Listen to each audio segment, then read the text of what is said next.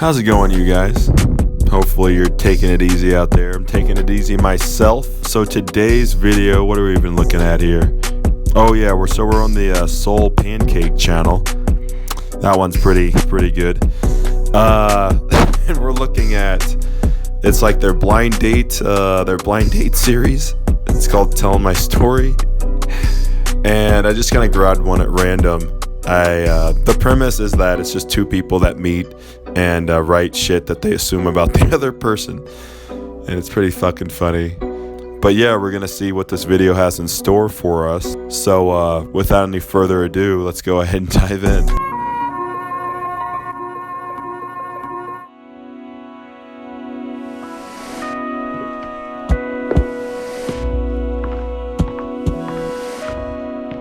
My ideal guy is probably like a soft, nerdy dad. I'm always like wary of people that are too attractive. I imagine sort of like sun-kissed skin. Personally, I don't care too much about like ethnicity or race, but definitely a good personality and someone who wants to grow together. Like go on, experience new and different things.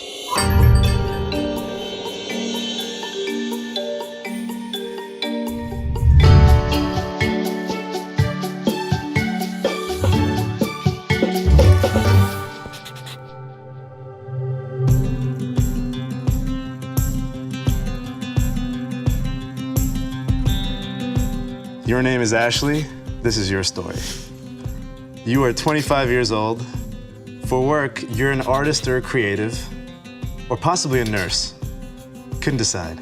And your cultural or ethnic background is Caucasian. My name is Ellie. I am 25.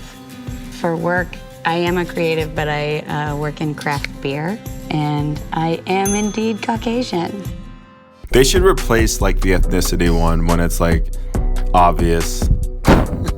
It's like, oh, you're white. I can see that you're white. Cool. If the person's ethnicity is obvious, I'm just wondering, like, do you really need the question in there? Like, someone comes in who's obviously white. Do you need like, what do you think their ethnicity is? White. Like, doesn't that sound stupid? And then you have to fucking sit there and read the clipboard and say that like an asshole. They should change it up or something, man. It's weird. Your story. You are 30 years old. For work, you are a dentist, and your cultural or ethnic background is Indian. My name is Abhay. I will be 26 in a month. For work, I am a film producer, and my cultural ethnic background is Indian. All right.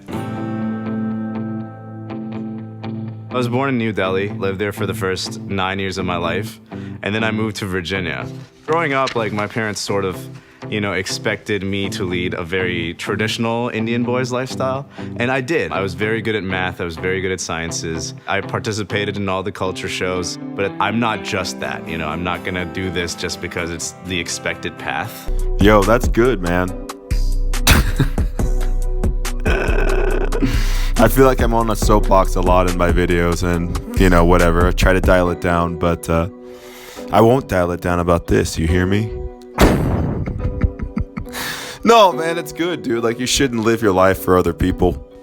It's one thing when you're living with your guardians or your parents, grandparents, whoever, and they're like, oh, do everything I say or else. Then you're kind of up a creek. But once you get out of high school and you either start working immediately or you go to school more or whatever, once you start earning your own money, then the whole fucking shit changes, bro.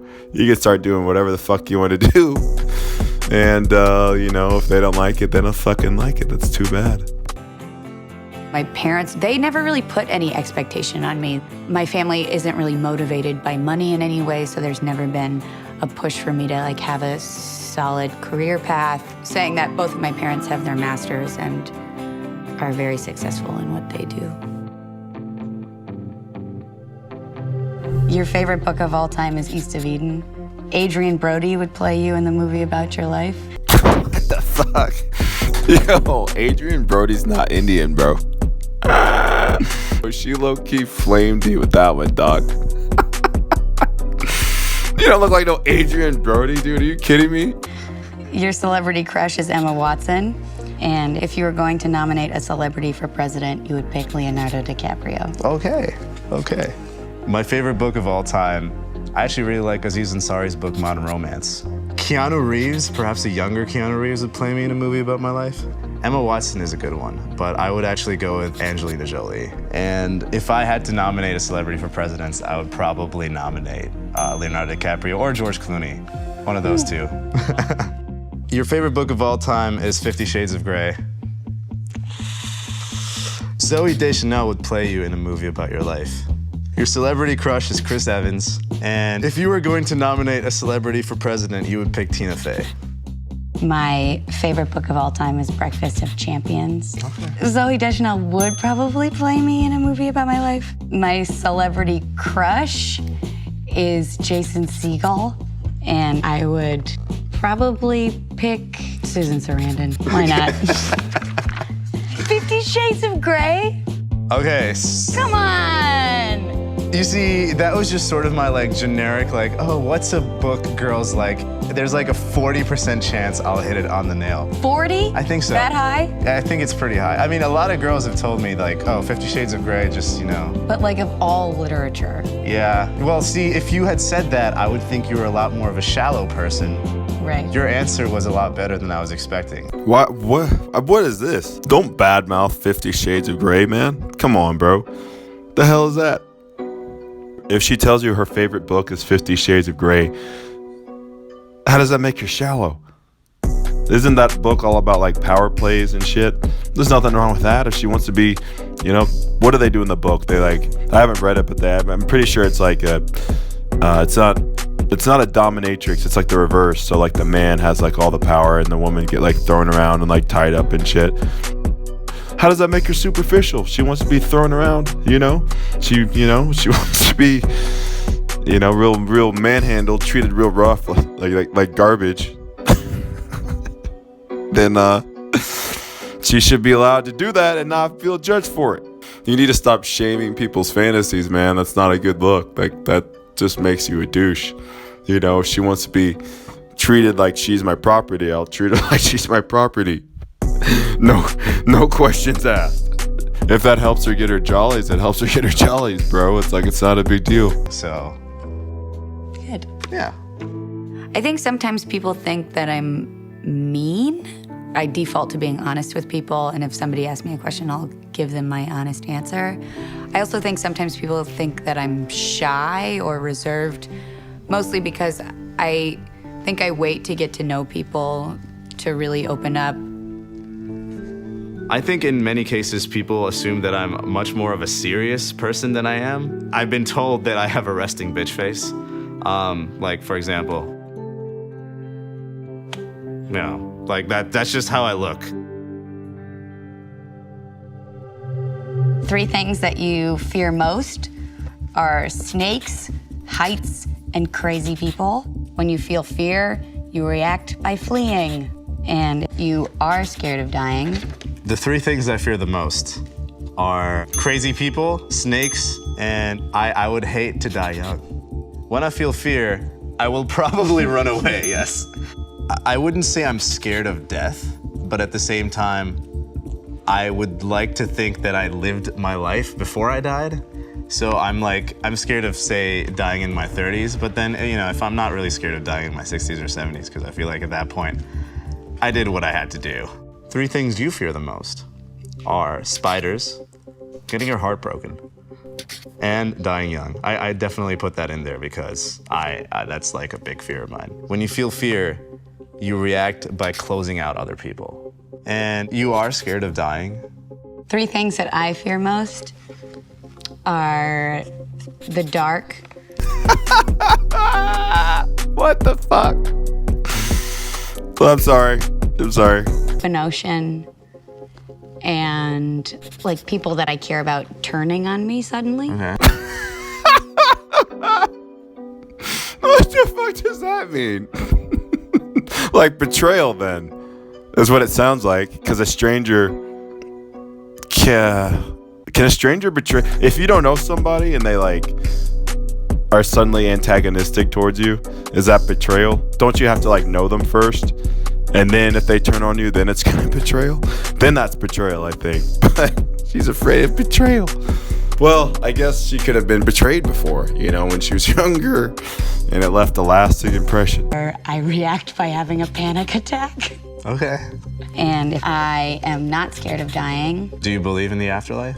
I don't want to say yes. I was raised in a very like spiritual mindset, like very Hindu attitudes. So was I. And I for what think, it's worth. right, so I think that those things have echoed in my personal belief system. In Hinduism, it's like the goal is to be released from the cycle of life. So it's like, you know, I would... Yeah, man, samsara, bro. Or is that Buddhism? I thought Buddhism is nirvana, and then like Hinduism is like similar, because like they're the... Again, don't quote me on this shit. I'm trying to tap into fucking one semester of Eastern religion that I took back in undergrad forever ago. But so I definitely probably have this wrong, but I thought that I remembered that in Buddhism, the goal is nirvana, which is a accomplishment of no expectations, so that is like the way out of suffering, because it's posited that suffering comes from expectations, or more specifically, not realizing your expectations, and that is like the root of all suffering. And so kind of a reductive view of the goal of the religion is to achieve the status of you have no expectations, so you're never capable of suffering by not reaching them because you don't have them. I think that's what it is. And then it's like you achieve it, you can like not get it by the time of your death. And then they also believe in like the afterlife, and the overriding goal of all of your life cycles is to achieve samsara, I believe, or nirvana, which is like the point of having no expectations at all, and you're in like supreme bliss, I think, or something. I think that's Buddhism. And then like Hinduism is super similar, and I think it's called like samsara or some shit. And it has some differences, obviously, that I can't really remember, but that's like the general takeaway, which is chill, man. Like that's a chill vibe, dude. Like it's basically like you're just trying to find your vibe. Like your whole life, you know, you're just trying to find your vibe, you know. Like that's chill as hell. I'm not religious at all, but that resonated with me just because I thought that the premise was pretty interesting. I'd like to think that, you know, once you've lived, and, you know, you can just sort of be a part of the universe.